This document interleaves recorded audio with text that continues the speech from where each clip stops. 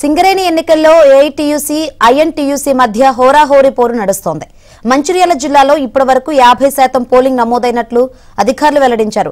ప్రధాన సంఘాల నేతలు పోలింగ్ కేంద్రాల వద్ద మోహరించారు. మరింత సమాచారాన్ని మా కరెస్పాండెంట్ మాంతయ్య అందిస్తారు. మాంతయ్య,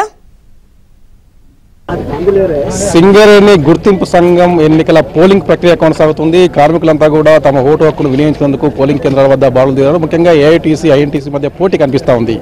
ఆ రెండు సంఘాలకు చెందిన నేతలతో పాటు ఆ సంఘాలకు సంబంధించిన మాతృ పార్టీల నాయకులందరూ కూడా తమ సంఘాలను గెలిపించుకునేందుకు బొగ్గుగనుల వద్ద ప్రచారం చేస్తున్న పరిస్థితి కనిపిస్తుంది. ముఖ్యంగా ఐఎన్టీసీ గెలుపును కాంగ్రెస్ పార్టీ కూడా పరిశీలన తీసుకుంది. కాంగ్రెస్ పార్టీకి సంబంధించిన ఎమ్మెల్యేలందరూ కూడా ఐఎన్టీసీ గెలుపు కోసం ప్రయత్నం చేస్తూ ఉన్న పరిస్థితి. మొత్తం సింగరేణిలోని అతిపెద్ద డివిజన్ అయిన శ్రీరాంపూర్ ఏరియాలో కాంగ్రెస్ గెలుపు కోసం స్థానిక ఎమ్మెల్యే కాంగ్రెస్ సీనియర్ నేత ప్రేమ్ సాగర్ రావు గారు ఇక్కడ కాంగ్రెస్ పార్టీ శ్రేణులతో కలిసి ఇక్కడ ఉన్న పరిస్థితి కనిపిస్తుంది. సార్ చెప్పండి, ఏదైతే అసెంబ్లీ ఎన్నికల్లో కాంగ్రెస్ పార్టీ ఆదరించారు సింగరేణి కార్మికులు, మరి ఈ ఎన్నికల్లో ఫలితం ఎలా భావిస్తున్నారు?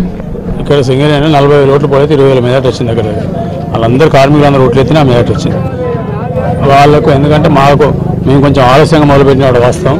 అంటే మాకు అధిష్టాన వర్గం సరే పొత్తులు అయితే ఇది అసెంబ్లీ పూర్తి చేసిన దాంతో కొంచెం లేట్ అయింది, ఆలస్యమైంది. కానీ 2 రోజులే మొత్తం వాతావరణం మారిపోయింది. 0 నుంచి 80%, 70% మేము వచ్చినాం. వాళ్ళ 70% నుంచి 10% వాళ్ళు వచ్చిండ్రు. ఖచ్చితంగా ఇక్కడ వారు లేదు, వన్ సైడ్ లేదు, అంతా వారు అయిపోయింది. ఓన్లీ వన్ సైడే. సాయంత్రం లెక్క పెట్టి తప్పితే మిగిలింది ఏం లేదు. ఇన్నోట్లు వస్తే ఎంత ఎక్కువ వస్తాయని చూసుకుంటే తప్పితే కార్మికులకు అర్థమైంది. కార్మికులకు తెలుసు కాంగ్రెస్ పార్టీ ఎందుకు తెలుసు, ప్రేమ్ సాగర్ అంటే తెలుసు, ఐఎన్టీసీ కాంగ్రెస్ పార్టీ అనుబంధ సంస్థ అనేది తెలుసు. ఇక్కడ వాళ్ళకు మాట ఇచ్చిన అవినీతి రహితంగా చేస్తామని చెప్పి. దాంతోపాటు ప్రతి 2వ ఆదివారం 4వ ఆదివారం ఒక కార్మికుల సమస్యలు, అంటే కార్మికులు అంటే రిటైర్డ్ కార్మికులు తర్వాత అవుట్సోర్సింగ్ కానీ లేకపోతే కాంట్రాక్ట్ కానీ ఓసీలు కానీ వీళ్ళందరి సమస్యల గురించి 2వ ఆదివారం 4వ ఆదివారం వాళ్ళ కోసమే, వాళ్ళకు తప్ప ఇంకే సమస్య ఇవ్వాలి మిగతా అని వేరే చేస్తాం. కానీ ఈ 2 వారాలు మాత్రం వాళ్ళ కోసమే ఉంటుంది. వాళ్ళ సమస్యలు మొత్తం పరిష్కారం అయిపోయినాయి, మాకు ఏం సమస్య లేదు అనేదాకా అది నడుస్తుంది, కంటిన్యూ నడుస్తుంది. అది నిరంతర ప్రక్రియ. వచ్చే 2 సంవత్సరాల లోపల ఇప్పుడు ఏదైతే పార్లమెంట్ ఎన్నికల తర్వాత స్ట్రాటజీ కరెక్ట్ డిసైడ్ చేసుకొని రేపు కాంగ్రెస్ ప్రభుత్వం లేడీ ప్రభుత్వం వస్తుంది. దాన్ని బట్టి హైదరాబాద్లో అయితే మా ప్రభుత్వం ఉన్నది. సింగరేణి సంస్థకు డోకలేదు, సింగరేణి సంస్థను ఎవ్వడేం చేయలేడు. కాకపోతే సంస్థను పెంచాలంటే మా మైండ్స్ కావాలి.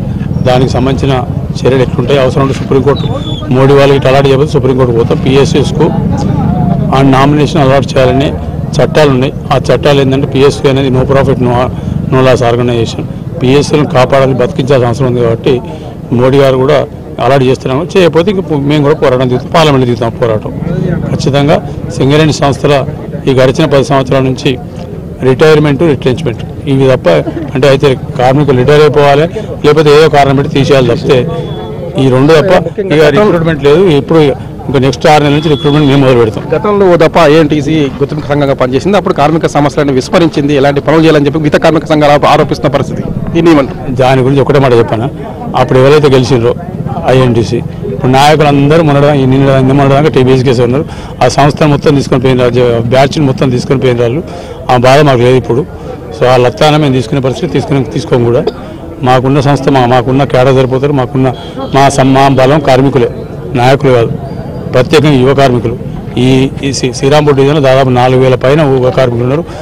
చూసుకోండి, యువ కార్మికులు లిస్ట్ ఇస్తా, ఫోన్ చేసి అడగని సాయంత్రం 6 గంటలకు. ఇవ్వాలన్నా 10 మందిలో ఒక్కరు కూడా చెప్పారు. 10కి 10 మాకు పడతాయి. ఖచ్చితంగా ఇక్కడ డివిజన్ భయానకంగా గెలుస్తున్నాం. మీరు వారాన్ని వారు అయిపోయింది, వారు లేదు ఇక్కడ. అసెంబ్లీ అప్పుడు గిట్టే చేసిండ్రు, అసెంబ్లీలో గిట్టే డబ్బులు పోయాక గట్టినే చేసిండ్రు. ఇక్కడ ఇప్పుడు జరుగుతుంది. ముఖ్యంగా కాంగ్రెస్ పార్టీ ఐఎన్టీసీ పరంగా కార్మికులకు మీరు ఇచ్చే భరోసా ఏంటిది, హామీ ఏంటి? కార్మికులకు మేము ఇచ్చే భరోసా, కార్మికులను కాపాడేది కాంగ్రెస్ పార్టీ అనుబంధ సంస్థ ఐఎన్టీసీని ఖచ్చితంగా మా చేతిలో తీసుకొని నడుపుతాం. మేము ఏ రకమైన సమస్యలు లేకుండా పరిష్కారం చేస్తాం. కార్మికుల సమస్యల పరిష్కారం మా ధ్యేయం. అవుట్సోర్సింగ్ కార్మికులు కానీ లేకపోతే ఎవరైతే కాంట్రాక్ట్ కార్మికులు ఉన్నారో వాళ్ళకి చాలా అన్యాయం జరుగుతుంది. సుప్రీంకోర్టు జడ్జిమెంట్ని పాటిస్తలేరు వాళ్ళు, మన కోల్ ఇండియా ఇచ్చిన సర్కులను పాటిస్తలేరు. ఖచ్చితంగా మైనింగ్ చట్టాల ప్రకారం ఏవైతే ఉన్నాయో అవన్నీ హక్కులు వాళ్ళకి వస్తాయి, అవన్నీ తీసుకొస్తాం. ప్రత్యేకంగా నేనున్న కూడా శ్రీరాంపూర్ డివిజన్ మోడల్ డివిజన్ చేసి చూపిస్తే మిగతా 10 డివిజన్లుగా దీన్ని ఫాలో అవుతాయి. కార్మికులకు నేను ఇస్తున్న భరోసా, వాళ్ళ మీద ఈ కావాలని నాదే బాధ్యత. కాంగ్రెస్ పార్టీ భరోసా వ్యక్తం చేస్తున్నారు. వారు వన్ సైడ్ తమ గెలుపు ఇప్పుడు ఖాయమైంది అని చెప్పి కూడా కాంగ్రెస్ ఎమ్మెల్యే ప్రేమ్ సాగర్ రావు గారు చెప్తున్న పరిస్థితి కనిపిస్తుంది. మొత్తం మీద కూడా ఐఎన్టీసీ పూర్తి స్థాయిలో ధీమాతో ఉంది. గతంతో పోటీతో పుంజుకున్నాం, ఖచ్చితంగా గెలుస్తామని చెప్తున్న పరిస్థితి ఇక్కడ ఉంది. వీడియో శ్రీనివాస్తో